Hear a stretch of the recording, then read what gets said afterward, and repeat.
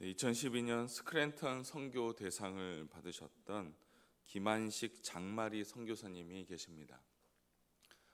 이 선교사님들은 네팔에 있는 도티라는 아주 작은 마을에서 사역을 하시는데요. 카트만두에서 한 이틀을 버스로 가야 되는 굉장히 먼 지역에서 사역을 하십니다.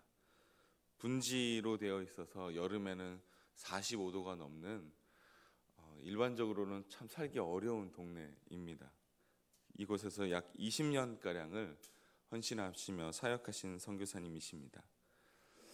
부부가 의과대학 동창으로 50세가 되면 이제 우리가 돈 버는 걸 내려놓고 선교를 하자라는 마음으로 임했다가 2000년 50살이 되던 해에 도티라는 곳으로 사역을 시작하셨습니다. 열악한 환경이고 의료시설도 미비해서 여러 가지가 불편하지만 그럼에 불구하고도 복음 전하는 사명으로 임하고 계십니다.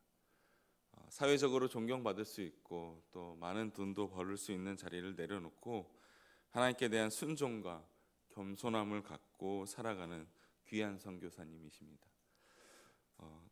이 선교사님을 보며 큰 사람이 무엇인지를 알 수 있는 좋은 예가 된다고 생각합니다. 오늘 본문은 제자들의 질문으로 시작합니다. 1절을 보니까 이렇게 말합니다. 그때에 제자들이 예수께 나와 이르되 천국에서는 누가 크니이까? 오늘 특별히 이 그때에는 시점을 알 수 있는데요.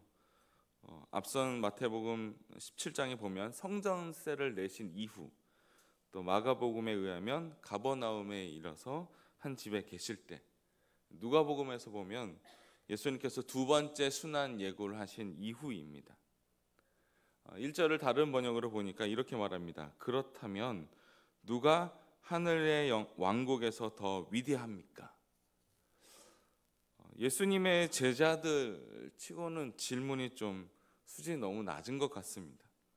시간상 한 2년 정도 예수님을 따라다녔는데도 여전히 그들은 예수님을 잘 이해하지 못하고 있었습니다. 제자들이 이해한 예수님은 이스라엘에서 정치적으로 이 땅을 인도해낼 왕으로 예수님을 느끼고 있습니다. 오늘 이 질문이 말하는 요지는 예수님께서 다스리시는 지상 나라에 나는 서열이 몇 번째 정도 됩니까? 라고 하는 질문 아니겠습니까? 이 제자들에게 그들의 자리, 위치가 너무 중요해 보입니다. 그래서 예수님은 비유로 말씀을 시작하셨습니다. 2절에 보니 이렇게 말합니다. 예수께서 한 어린아이를 불러 그들 가운데 세우시고, 오늘 본문이 그 유명한 어린아이 비유입니다. 3절입니다. 이르시되 진실로 너희에게 이르노니 너희가 돌이켜 어린아이들과 같이 되지 아니하면 결단코 천국에 들어가지 못하리라.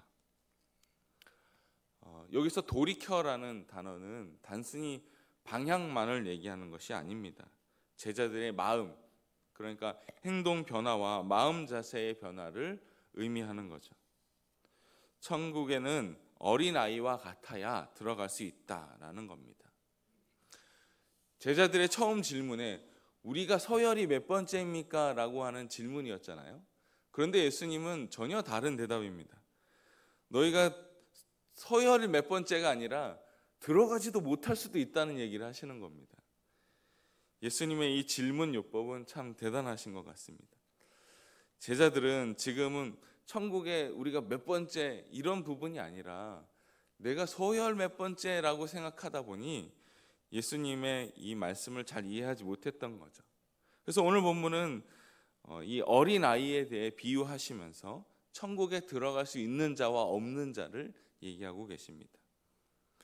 어린아이들의 보편적인 특징은 순수하고 순종적이며 가르침을 단순하게 잘 받아들이는 성격을 말합니다. 주님께서는 이 어린아이처럼 하나님에 대해 절대 의지하고 그 말씀에 순종하는 자야지만 하나님 나라에 들어갈 수 있다는 말씀입니다. 반대로 욕심이 많고 말씀에 반항하고 세속적인 사람은 하나님 나라의 구성원이 될 수 없다는 거죠. 여기서 얘기하는 결단코 들어가지 못하리라, 그 부정어를 2번이나 반복하면서 예수님이 강조하고 계십니다. 하나님 나라는 세상 나라처럼 권력과 지위로 이루어지지 않았다라는 것을 예수님께서 다시 한번 말씀하고 계시는 거죠. 그리고 4절을 이렇게 얘기합니다. 4절 다 같이 한번 고백하겠습니다. 시작. 그러므로 누구든지 이 어린아이와 같이 자기를 낮추는 사람이 천국에서 큰 자니라. 아멘. 자, 이제야 예수님이 제자들의 질문에 대답을 해주십니다. 자, 천국에서 누가 큰 자냐? 천국에서 큰 자는 자기를 낮추는 자라는 거죠.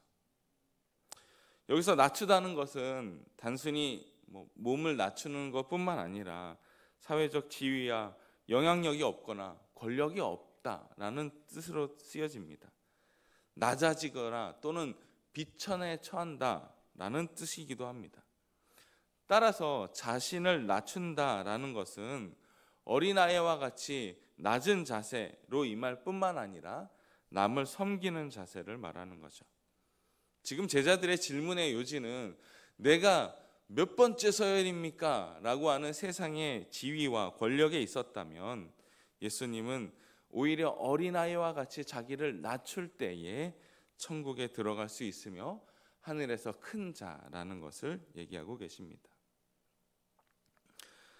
예수님은 바로 이 사실을 알고 있었기 때문에 비유로 어린아이와 같아야 된다는 것을 얘기하셨습니다. 더 나아가 자기를 더 낮추는 자가 크게 된다는 것을 역설하고 계시는 거죠. 그런데 세상에서는 안 그렇잖아요. 다른 사람들과의 경쟁에서 이겨야 무언가를 얻어낼 수 있습니다. 요즘 중고등학교에는 내신이 있어서요. 반의 친구들, 학교 친구들과 경쟁해야지만 좀 더 좋은 대학에 갈 수 있습니다. 상대적으로 학교 안에서 반 안에서 친구라기보다는 약간 경쟁 상대가 되어버렸습니다. 그런데 예수님이 말씀하시는 이 천국은 자기를 낮출 때 더 큰 자, 세상 논리라고는 알아볼 수가 없습니다. 예수님은 믿는 우리가 어린아이의 순수함과 순종, 겸손을 갖기 원하셨습니다. 쓸데없는 욕심을 내려놓고 겸손함과 순수함을 가지라는 거죠. 우리가 책으로도 많이 읽었던 헨리 나우엔이라는 영성학자가 있습니다. 그분은 꽤 똑똑하셨는데요. 그래서 30대 이 노트르담 대학의 심리학을 가르쳤고 나중에 예일 대학과 하버드 대학의 교수가 됩니다. 인기가 많았고 많은 사람들에게 감동을 주었던 그 나우엔이 교수직을 내려놓고 지적장애인의 공동체인 데이브레이크 커뮤니티라는 곳에 들어갑니다.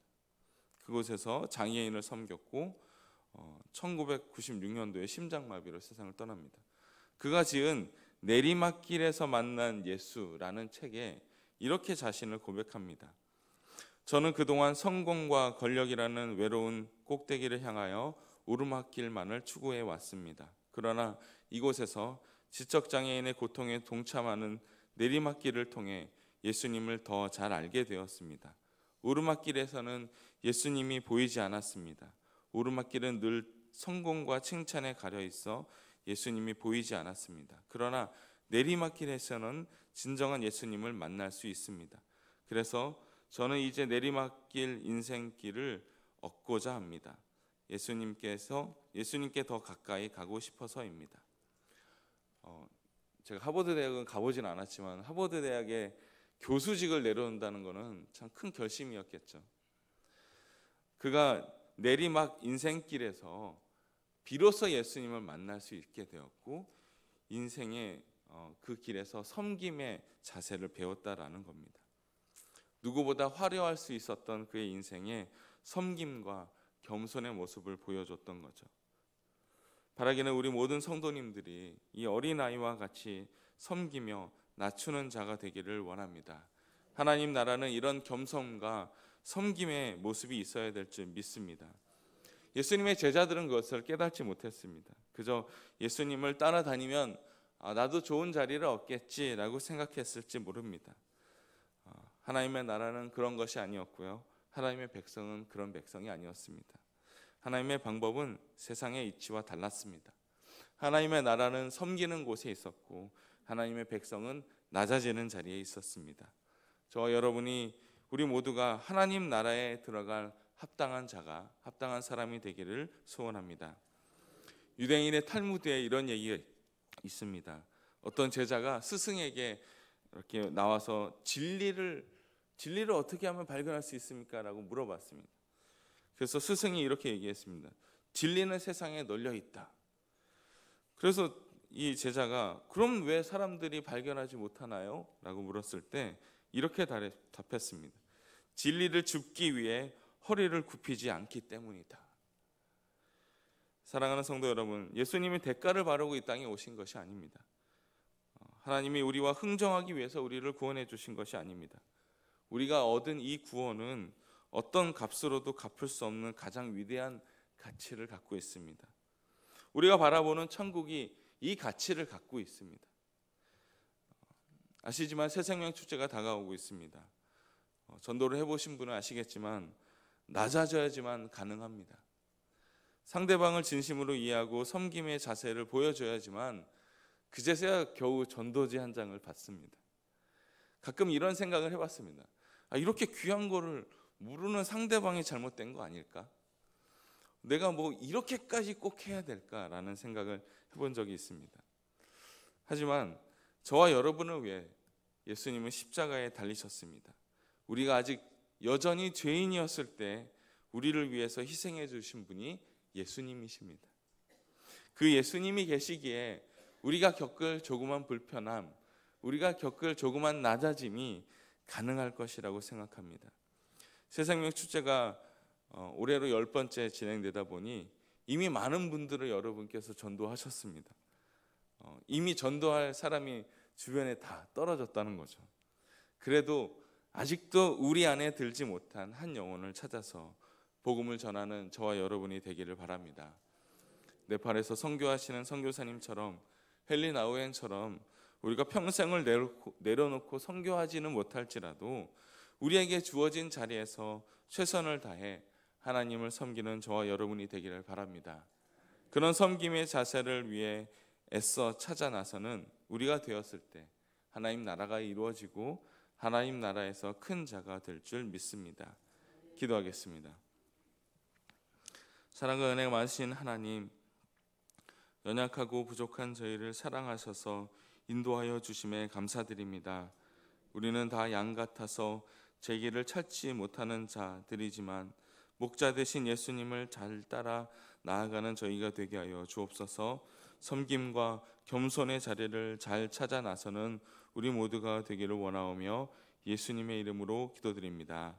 아멘.